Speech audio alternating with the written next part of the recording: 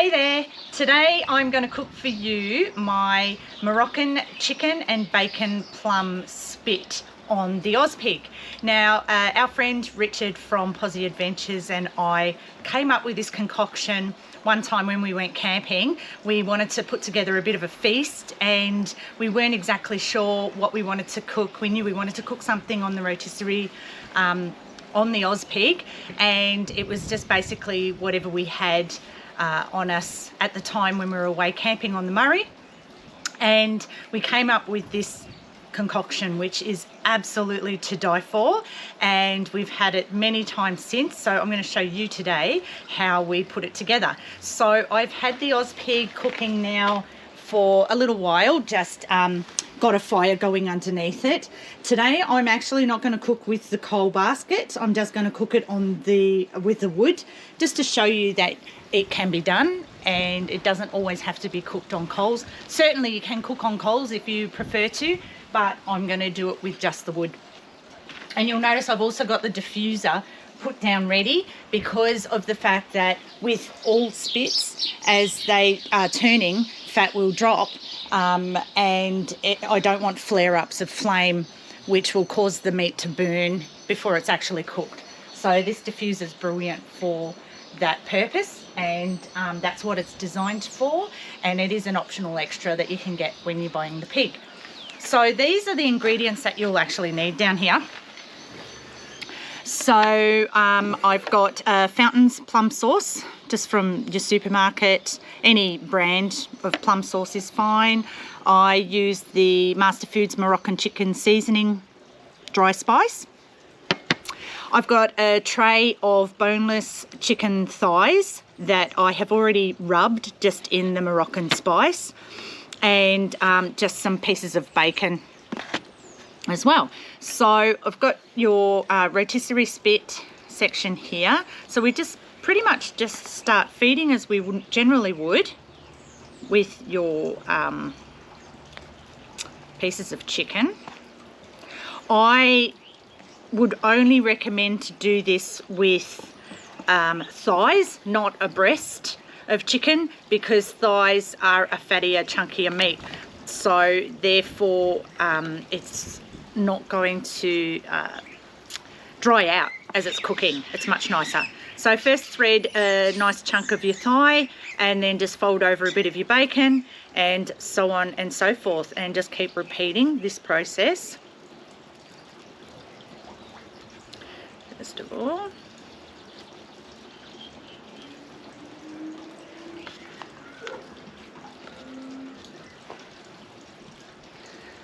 so this was just so good when we had it, and this tray fed quite a few of us. So you can, it's such a good meal, easy meal, that you just simply adjust the amount of meat that you're using for the people that you're having. We made so much extra. We had it for lunch the next day as well. It's delicious. So you're just trying to get it on the spikes a little bit and pushing it down as you go, because as it rotates, you don't want it to loosen up. You want it to cook nicely. So cooking time will vary depending on the amount of heat that you have going in your pig. Generally a couple of hours I find that this takes to cook in its entirety. You can, as we have done with lots of our meat in the past, shave it off as it goes, because your outer will obviously cook quicker than the inside, and then just keep it on the side tray of the pig, just keep warm while the rest is cooking through.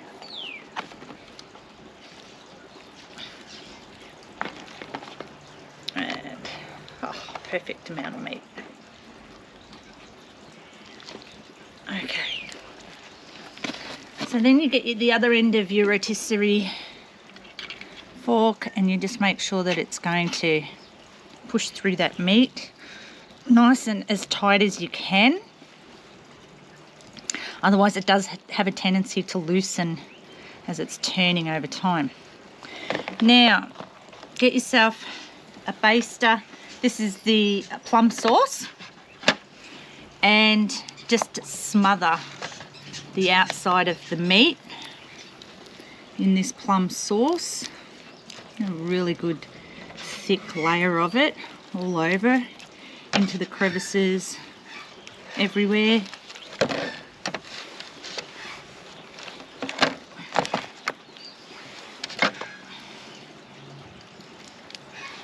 Oh God, it's so good.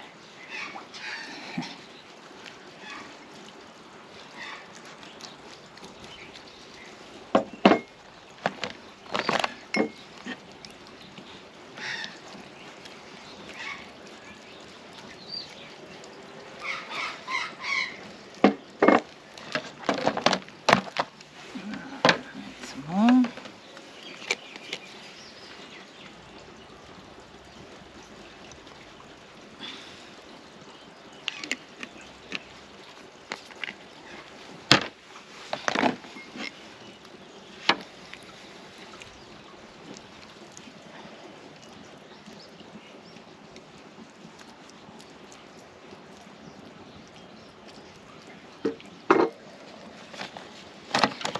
So just make sure that you've done a really good coverage over all of it. Don't be too worried if you've missed some places, because as this rotates every so often, you're going to be coming up to it and just continually basting this plum sauce on the outside as it's cooking. And it's just going to keep going through and be unbelievable. So there you have it all basted and ready to go. So then you just simply have to pop it into your rotisserie and turn it on. That's it.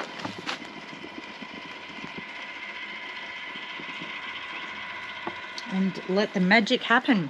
So just always important, keep your eye on your fire and make sure that it's going well the entire time. The last thing that you want to do is come out and think that you're going to have an amazingly cooked spit and your fire's died down and you end up with raw chicken, or you're eating it hours later.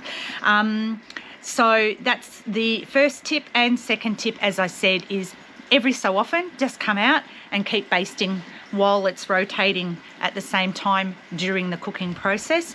I will come back and show you while I do some of that during the cooking process, and as always at the end of the cook I will show you how it turns out. See ya.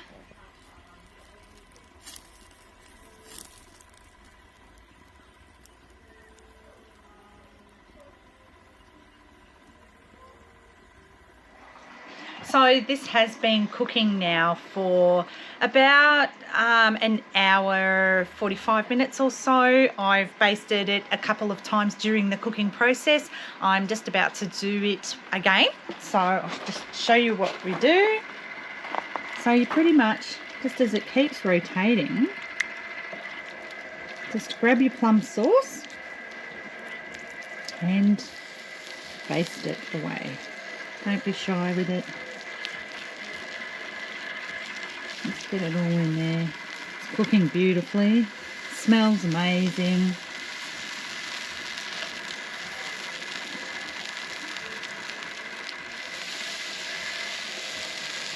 And that's basically it. So we'll just let that keep cooking away. Oh, so you can see how beautifully cooked it is. And what's the taste test verdict, Jay? Really good. Really good. Of course it's really good. It's amazing. So again, as I said, I will come back and show you at the very end of it what it looks like, but so far it has not disappointed. We'll catch you later. So we've finally finished cooking and I cannot begin to tell you how amazing this smells. This is the finished product right here. So I'm about to carve it up. The easiest way is I've just removed it straight off the peg and brought it over to a chopping board.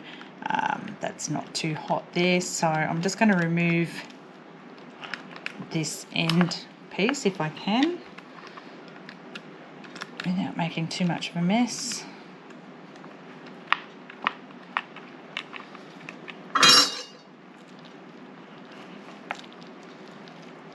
And if I can't, it doesn't matter. No, I might just leave it in place. And then just simply carve.